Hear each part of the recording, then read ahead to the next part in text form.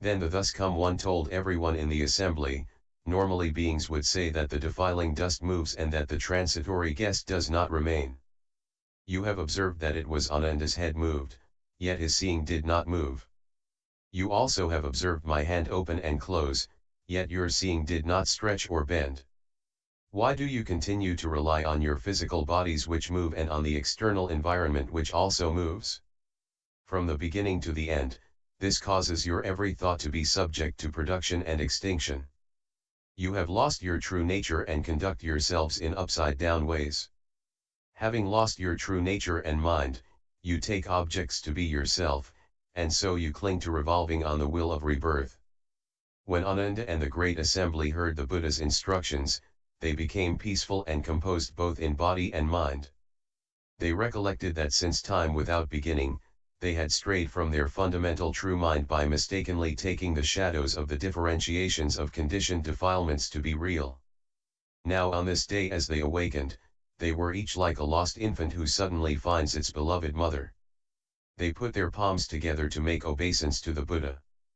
They wished to hear the thus come one enlighten them to the dual nature of body and mind, of what is false, of what is true, of what is empty and what is existent, and of what is subject to production and extinction and what transcends production and extinction.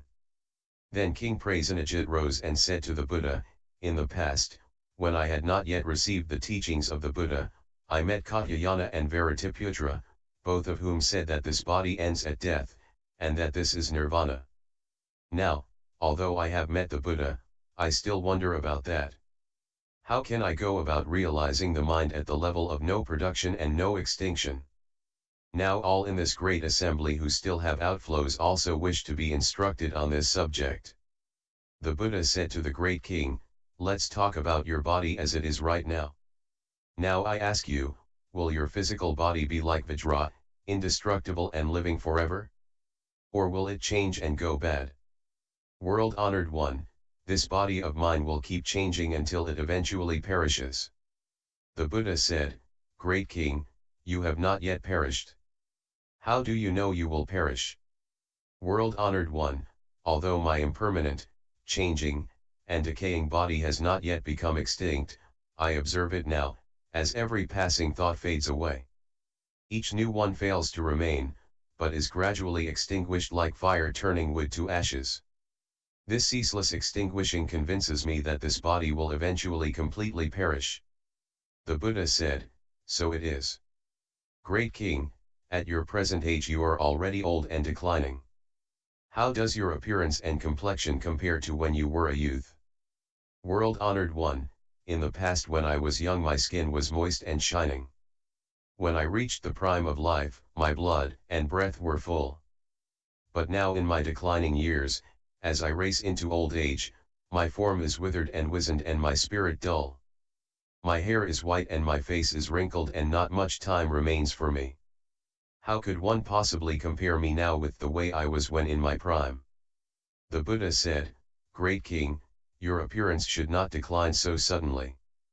The king said, world-honored one, the change has been a hidden transformation of which I honestly have not been aware. I have come to this gradually through the passing of winters and summers. How did it happen?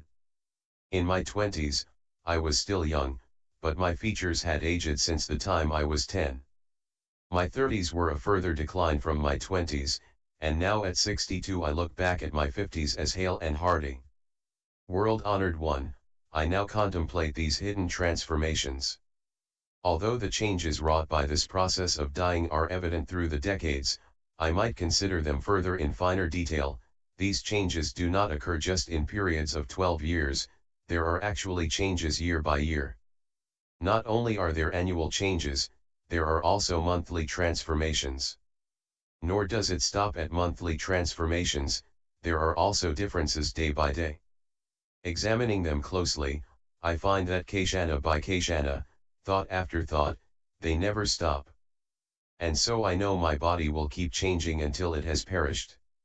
The Buddha told the great king, by watching the ceaseless changes of these transformations, you awaken and know of your perishing, but do you also know that at the time of perishing there is something in your body which does not become extinct? King Prasenajit put his palms together and said to the Buddha, I really do not know.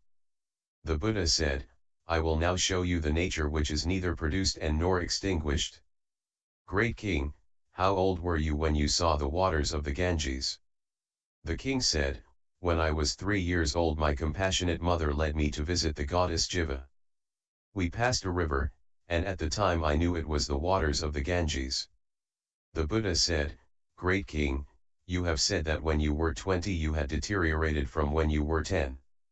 Day by day, month by month, year by year until you reached 60, in thought after thought there has been change. Yet when you saw the Ganges river at the age of 3, how was it different from when you were 13? The king said, it was no different from when I was 3, and even now when I am 62 it is still no different. The Buddha said, now you are mournful that your hair is white and your face wrinkled.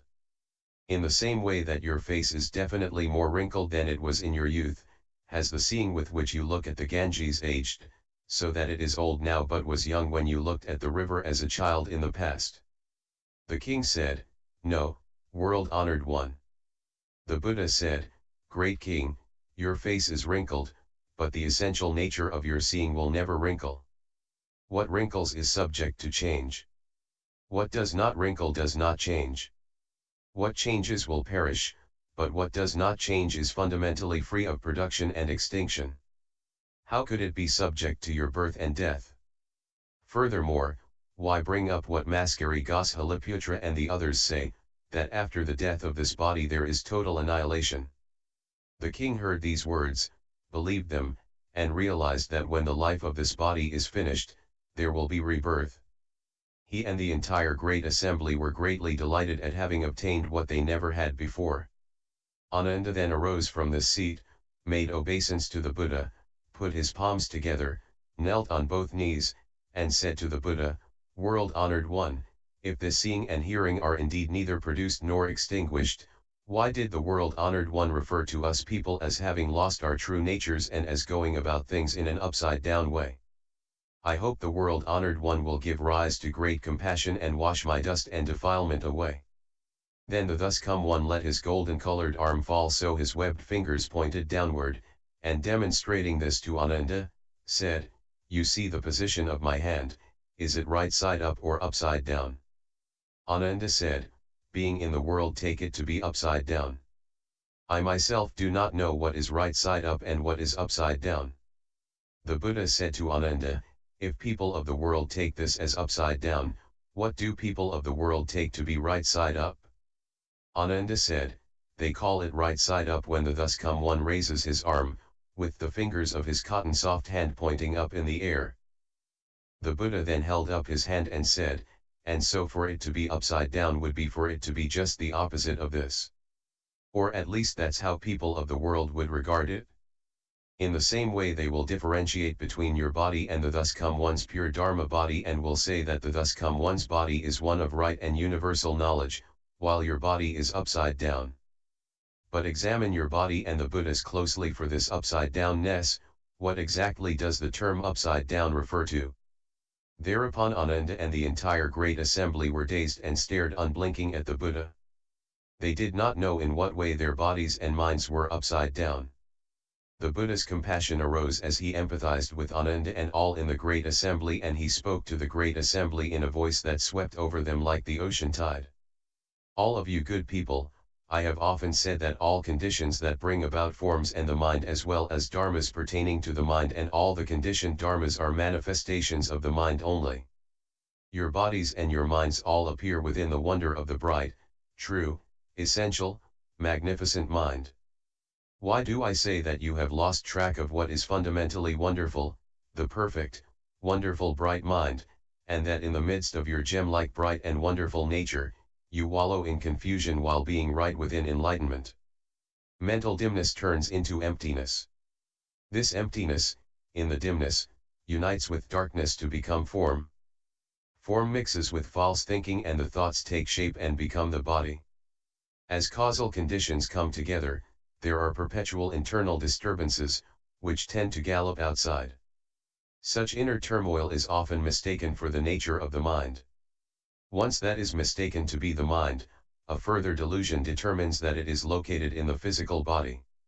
You do not know that the physical body as well as the mountains, the rivers, empty space, and the great earth are all within the wonderful bright true mind. Such a delusion is like ignoring hundreds of thousands of clear pure seas and taking notice of only a single bubble, seeing it as the entire ocean, as the whole expanse of the great and small seas. You people are doubly deluded among the deluded. Such delusion does not differ from that caused by my lowered hand. The thus come one says you are pathetic.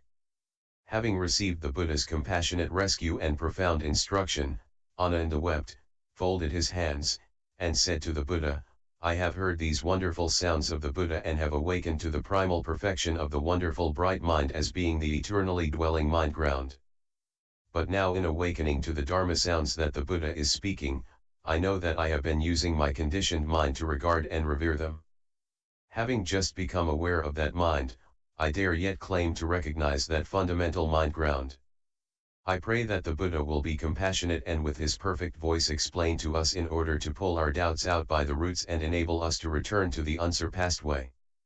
The Buddha told Ananda, you and others like you still listen to the Dharma with the conditioned mind, and so the Dharma becomes conditioned as well, and you do not obtain the Dharma nature. This is similar to a person pointing his finger at the moon to show it to someone else.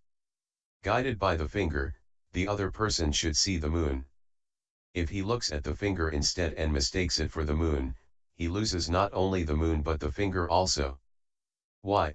Because he mistakes the pointing finger for the bright moon. Not only does he lose the finger, but he also fails to recognize light and darkness. Why? He mistakes the solid matter of the finger for the bright nature of the moon, and so he does not understand the two natures of light and darkness. The same is true of you. If you take what distinguishes the sound of my speaking Dharma to be your mind, then that mind itself, apart from the sound which is distinguished, should have a nature which makes distinctions. Take the example of the guest who lodged overnight at an inn. He stopped temporarily and then went on. He did not dwell there permanently, whereas the innkeeper did not go anywhere, since he was the host of the inn. The same applies here. If it were truly your mind, it would not go anywhere. And so why in the absence of sound does it have no discriminating nature of its own? This, then, applies not only to the distinguishing of sound, but in distinguishing my appearance, that mind has no distinction-making nature apart from the attributes of form. This is true even when the making of distinctions is totally absent, when there is no form and no emptiness, or in the obscurity which Goshali and others take to be the profound truth, that mind still does not have a distinction-making nature in the absence of casual conditions. How can we say that the nature of that mind of yours plays the part of host since everything perceived by it can be returned to something else? Ananda said, if every state of our mind can be returned to something else as its cause, then why does the wonderful bright original mind mentioned by the Buddha return nowhere? We only hope that the Buddha will empathize with us and explain this for us. The Buddha said to Ananda, as you now look at me, the essence of your seeing is fundamentally bright. Although that seeing is not the wonderful essential brightness of the mind, it is like a second moon, rather than the moon's reflection. Listen attentively, for I am now going to explain to you the concept of not returning to anything. Ananda, this great lecture hall is open to the east. When the sun rises in the sky, it is flooded with light.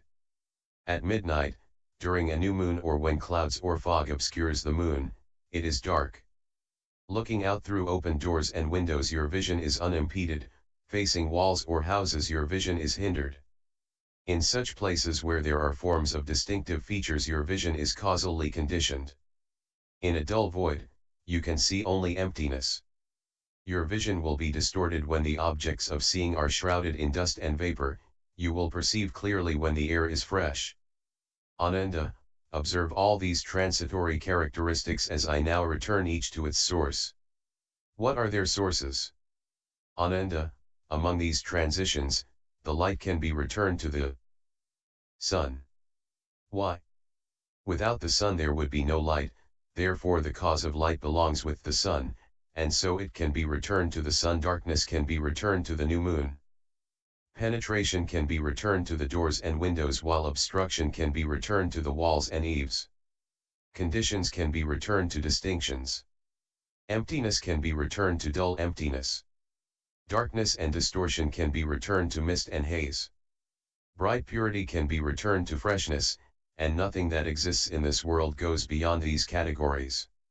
To which of the 8 states of perception would the essence of your seeing be reducible? Why do I ask that? If it returned to brightness, you would not see darkness when there was no light. Although such states of perception as light, darkness, and the like differ from one another, your seeing remains unchanged. That which can be returned to other sources clearly is not you. If that which you cannot return to anything else is not you, then what is it? Therefore I know that your mind is fundamentally wonderful, bright, and pure. You yourself are confused and deluded. You abuse what is fundamental, and end up undergoing the cycle of rebirth, bobbing up and down in the sea of birth and death. No wonder the thus come one says that you are the most pathetic of creatures. Ananda said, although I recognize that the seeing nature cannot be traced back to anything, but how can I come to know that it is my true nature? The Buddha told Ananda, now I have a question for you. At this point you have not yet attained the purity of no outflows. Blessed by the Buddha's spiritual strength, you are able to see into the first dhyana heavens without any obstruction, just as Anirudh looks at Jambudvipa with such clarity as he might at an umla fruit in the palm of his hand. Bodhisattvas can see hundreds of thousands of realms. The thus come ones of the 10 directions see everything throughout Pure Lands as numerous as fine motes of dust. By contrast, ordinary beings' sight does not extend beyond a fraction of an inch. Ananda, as you and I now look at the palace where the 4 heavenly kings reside, and inspect all that moves in the water, on dry land, and in the air, some are dark and some are bright, varying in shape and appearance, and yet all of these are nothing but the dust before us, taking solid form only through our own distinction making. Among them you should distinguish which is self and which is other. I ask you now to select from within your seeing which is the substance of the self and which is the appearance of things. Ananda, if you take a good look at everything everywhere within the range of your vision extending from the palaces of the sun and moon to the 7 gold mountain ranges, all that you see is phenomena of different features and degrees of light.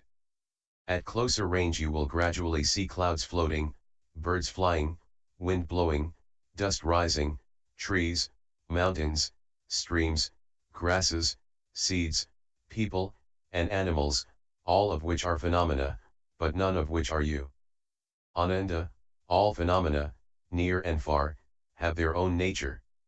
Although each is distinctly different, they are seen with the same pure essence of seeing. Thus all the categories of phenomena have their individual distinctions, but the seeing nature has no differences. That essential wonderful brightness is most certainly your seeing nature. If seeing were a phenomenon, then you should also be able to see my seeing. If we both looked at the same phenomenon, you would also be seeing my seeing. Then, when I'm not seeing, why can't you see my not seeing? If you could see my not seeing, it clearly would not be the phenomenon that I am not seeing. If you cannot not see my not seeing, then it is clearly not a phenomenon. How could it not be you? Besides that, if your seeing of phenomena was like that, then when you saw things, things should also see you. With substance and nature mixed together, you, I, and everyone in the world would no longer be distinguishable from each other. Ananda, when you see, it is you who sees, not me. The seeing nature pervades everywhere. Whose is it if it is not yours? Why do you have doubts about your own true nature and come to me seeking verification, thinking your nature is not true? Highlight comment home 1299. October 19, 2019, 12:12 and